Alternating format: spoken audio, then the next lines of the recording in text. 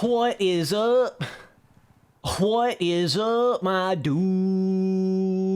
Jett Lawrence gets lapped in the last 450 Supercross main event at San Francisco. Okay, dude literally got lapped. All right, so thank Pastrana. We don't have to hear any more of that bullshit about, oh, is Jett Lawrence gonna have a perfect season, bro? Is he gonna go perfect, dude? Holy shit, man. Oh, man. Y'all boys ought to be ashamed of yourself. For some of y'all that were talking like that about Jett after winning one 450 Supercross main event, why in the hell would you bring up perfect? Why the fuck would you even do that? That is the dumbest shit. Oh, my God. So anyways, he goes from winning the first main event, these boys talk about he might have a perfect season, to literally getting lapped, okay? Oh, it's just so funny to me, these weird, it's like people get so randomly hyped up about crap in Supercross when they really shouldn't be. If you think back to it, it's like, yeah, Jett Lawrence had the perfect outdoor season and that was cool. But you gotta remember the competition level that was out there when he got that perfect outdoor season. That makes all the difference in the world. There was no Tomac. There was no Cooper Webb. There was no real Ken Roxon other than one round. There was barely even a Chase Sexton out there. He was hurt and had weird shit going on and all that. So it's like, yeah, it's cool and all that Jett Lawrence got that perfect outdoor season, but like, you add another handful of high-level competitors like a Cooper Webb, a two-time 450 Supercross champion, you know, Tomac, the second all-time winningest Supercross racer ever. You add some of these other guys in there, there is no way in hell that Jett Lawrence was going to get a perfect Supercross. There's no way. But you ignoramuses out there, you get these dumbass ideas in your head, and this also goes on a lot of the media guys too, and some of these Supercross media, you know, people, they try to drum up all this weird hype that doesn't make any sense at all, man. It just doesn't even make any logical sense at all, bro. Like, it's just so goofy. It's so silly. What are y'all doing?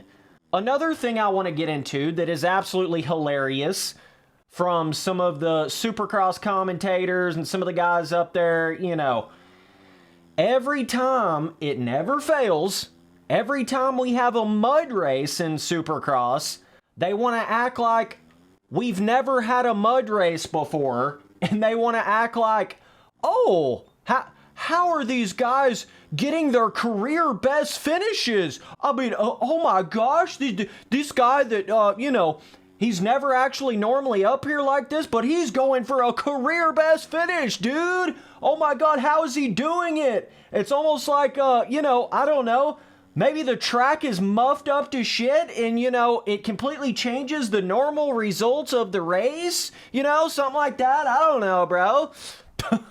It just cracks my ass up, dude.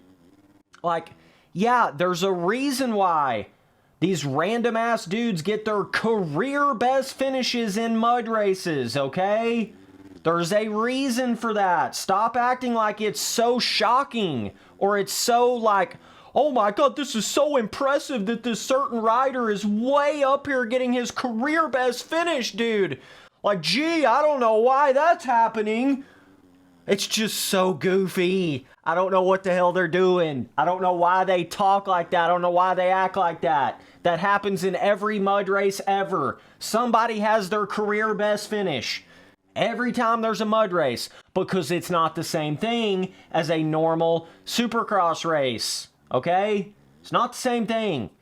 And it's weird because they try to act like it's more challenging. I mean, not in the same kind of way.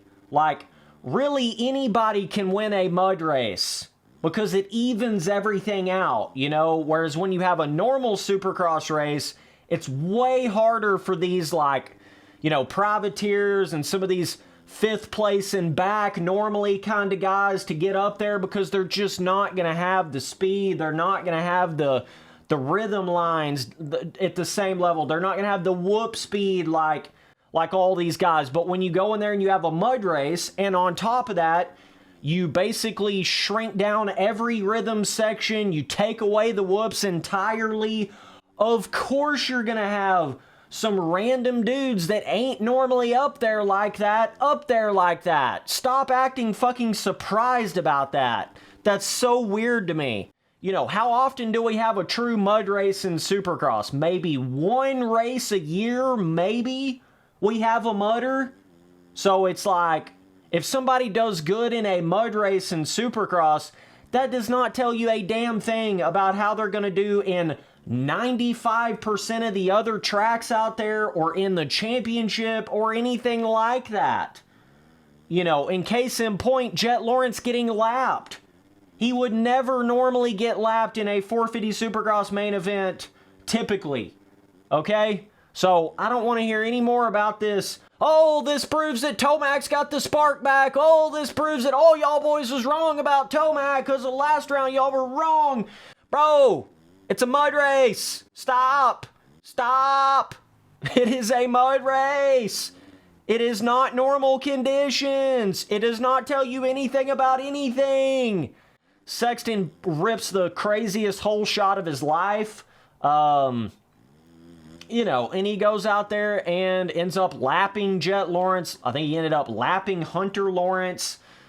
Yeah, but this is not like a, oh my God, this means that Tomac is all of a sudden back up there at a really championship fighting point. I don't necessarily think this means anything to that. And I don't think this means anything like, oh my God, now this means that Jett is like bad, or he's going to get more 8th and 9th place finishes. I don't believe that either.